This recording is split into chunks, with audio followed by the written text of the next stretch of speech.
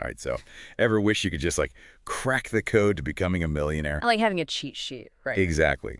And well, guess what? Today we are going diving deep into 10 books.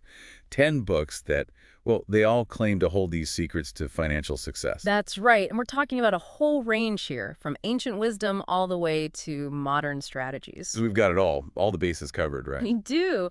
But you know what's really interesting to me is how many of these books, even though like some are decades or even centuries apart, they often come back to some really similar principles. Yeah, it's almost like there are like these fundamental truths about building wealth, Exactly. Timeless wisdom for the ages. regardless of like what area you're in or Yeah, what the yeah. specific market conditions are. Totally. So let's jump right in.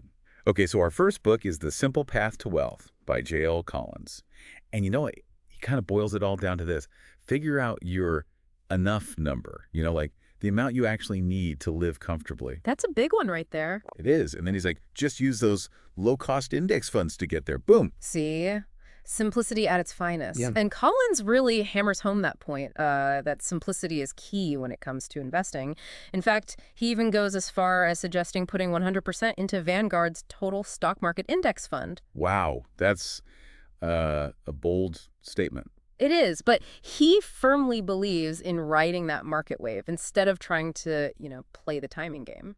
Interesting. Okay, so that's one approach. But then we have MJ DeMarco, who comes in with the millionaire fast lane and basically says, forget slow and steady. Fast lane is where it's at. He throws down the gauntlet. He does. And he's all about, creating value, solving problems, building businesses. Like, it's a different mindset entirely. It is. DeMarco really challenges that traditional, work, save, retire model. He argues that that's not really the path to like extraordinary wealth. He's saying you got to create and control your own income streams. Exactly. You can't just be relying on like a 9 to 5 and saving a small percentage. So he gives all these examples of entrepreneurs who found success, right? By spotting those underserved markets or creating innovative solutions for like everyday problems. Right. And that's where it gets exciting, but, definitely a bit more risky. Yeah, there's risk involved for sure. So we need to balance that out, turn to the Boglehead's Guide to Investing for some guidance. Yes.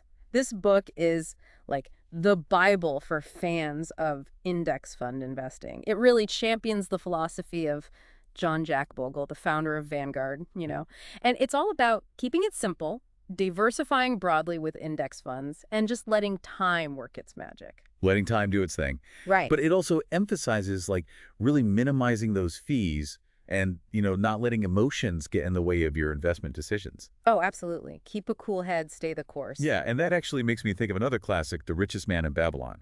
It's like a journey back in time to ancient Babylon to learn about these really fundamental principles of saving, investing, and living below your means. And it's incredible how relevant those ancient parables still are today. Like, the book really emphasizes that whole pay yourself first idea, where you set aside a portion of your income for savings and investments before you spend on anything else. So even ancient wisdom lines up with modern investing advice. Pretty cool, right? It is.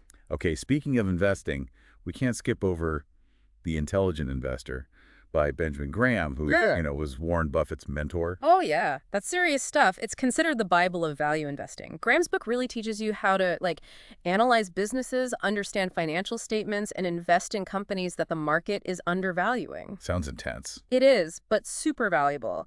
And he really stresses patience, discipline, and, that long-term focus. Makes sense. But becoming a millionaire, it's got to be about more than just investing, right? Absolutely. It's about mindset, habits, strategies. And that's where The Millionaire Mind by Thomas Stanley comes in. He really dives into like the habits, mindsets, and strategies of, actual millionaires, real life people. Yeah, and it's fascinating. He found that most millionaires are actually self-made. They built their wealth slowly and steadily over time. And you know what surprised me? Many of them are actually quite frugal. Really? Yeah, it's not all fancy cars and yachts. They prioritize financial independence over, displaying their wealth. Huh. So it's more about building that solid foundation. Right. And you know what? That actually brings us to Think and Grow Rich by Napoleon Hill. This book's all about mindset, the power of belief in achieving Oh, yeah, a classic. Hill actually interviewed a ton of successful people like Henry Ford, to figure out their secrets. So what did he learn?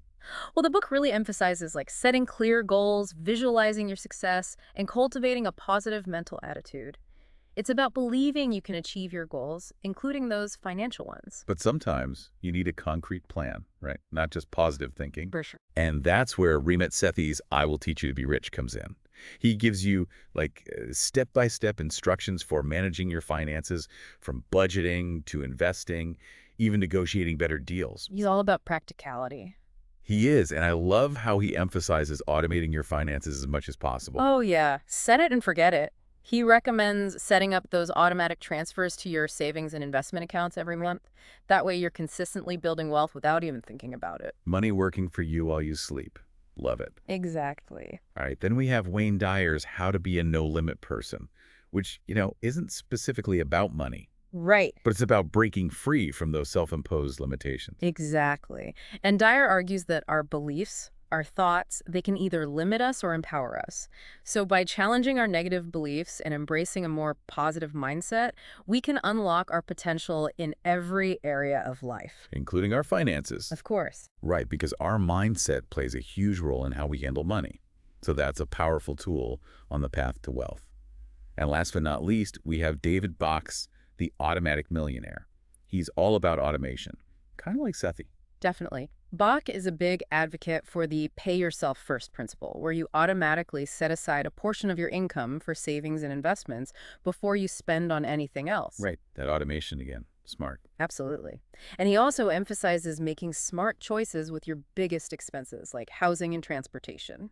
So those are big areas where you can make a real difference. Exactly. Wow, I feel like we covered a lot of ground today. From simple index funds to full-on entrepreneurial ventures, these books offer all sorts of different paths to financial success. They do. And I think the key takeaway here is that there's no one-size-fits-all approach. Right. What matters is finding the strategies and principles that really resonate with you. And then taking action. Start by reading one of these books, educating yourself about personal finance, and making a plan to reach your goals. Yeah, and remember, even a longest journey starts with that first step. Yeah. So what are you waiting for? Get out there and start building your $1 million future. You got this.